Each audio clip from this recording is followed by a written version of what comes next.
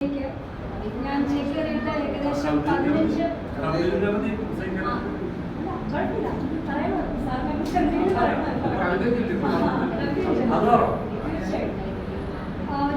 വർഷത്തിന് മുമ്പാണ് ഞാൻ ഈ ബാംഗ്ലൂർ നഗരത്തിലെത്തിയത്.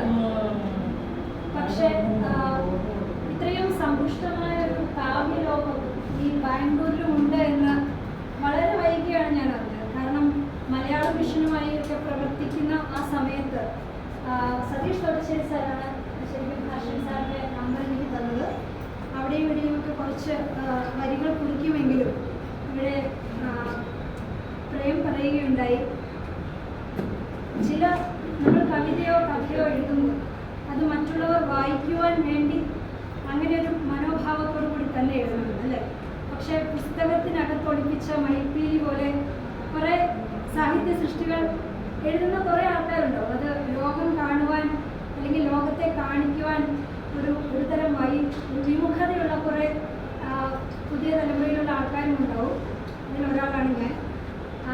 ഇവിടെ വന്നപ്പോഴാണ് ഫോണിൽ കൂടി പരിചയപ്പെട്ട പലതരം സാഹിത്യ വേദികളുടെ സ്ഥാപകാംഗങ്ങളെയും മറ്റുള്ളവരെയെല്ലാം പരിചയപ്പെടുവാൻ സാധിച്ചത്. അതിന് വളരെയധികം സന്തോഷം. അപ്പോൾ ഹർഷൻ മാഷിൻ്റെ കാര്യം പറയുകയാണെങ്കിൽ ഞാൻ അദ്ദേഹത്തെ വളരെ അത്ഭുതത്തോടു കൂടിയാണ് നോക്കിക്കാണുന്നത്. കാരണം 24 പുസ്തകങ്ങൾ പ്രസിദ്ധീകരിക്കുക എന്ന് പറയുന്നത് വളരെ അത്ഭുതത്തോടു കൂടിയാണ് ഞാൻ അത് കേട്ടത്. പക്ഷെ ഇവിടെ വന്ന് കണ്ടപ്പോൾ അത് അത്യത്ഭുതമായി എന്ന് വേണം പറയാം. കാരണം ഈ ഒരു പ്രായത്തിലും നമ്മുടെ വരും തലമുറയ്ക്ക് ഒരു വളരെ നല്ലൊരു മാതൃക തന്നെയാണ് ഹർഷൻ സാർ. തീർച്ചയായിട്ടും എന്നെ ഈ ഒരു വേദിയിലേക്ക് ക്ഷണിച്ചതിന് നന്ദി. അദ്ദേഹത്തിന് ആശംസ അറിയിക്കണമെന്ന് പറഞ്ഞതുകൊണ്ട് ഞാനൊരു പ്രാസംഗികല്ലാത്തതുകൊണ്ട് പിന്നെ 1000 ശ്ലോകങ്ങൾ പഠിച്ചവർ അരക്കവി എന്ന് പറയും. ചെറുതിലെ പോലെ അക്ഷര ശ്ലോകവും എല്ലാം പഠിച്ചാണ് ഞാൻ വളർന്നു വന്നത്. അപ്പോൾ സാറിന് വേണ്ടി ഒരു ചെറിയ ശ്ലോകം എടുക്കുന്നുണ്ട്. അപ്പോൾ അതിനെ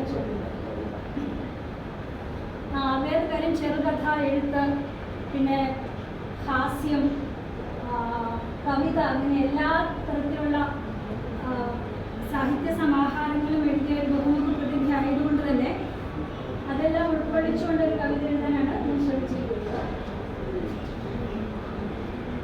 ചെറുകഥയുമെഴുത്തും കൂടെ നർമ്മം പടർത്തും നിറച്ചിരി പൊലിക്കും ഹാസ്യസൂനം വിടർത്തും കവിതയിലുടനീളം ഹർഷസാമർഥ്യമേകി നവവിജയമൊരുക്കാനേകിടാം മംഗളങ്ങൾ. മാലിന്യ വൃത്തത്തിലാണ് എഴുതിയിരിക്കുന്നത്. എല്ലാവർക്കും മനസ്സിലായി എന്ന് വിചാരിക്കുന്നു.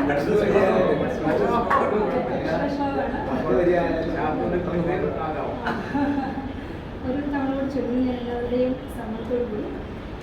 ചെറുകഥയും എഴുത്തും കൂടെ നർമ്മം പടർത്തും നിറച്ചിരി പൊലിയിക്കും ഹാസ്യസൂനം വിടർത്തും കവിതയിലുടനീളം ഹർഷസാമർഥ്യമേകി നവവിജയമൊരുക്കാനേകിടാം മംഗളങ്ങൾ.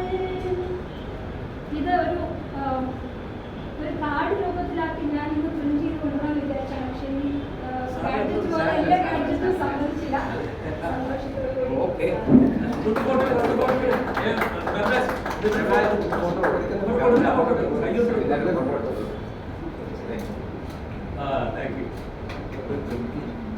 മണിക്ക് സംസാരിക്കില്ല.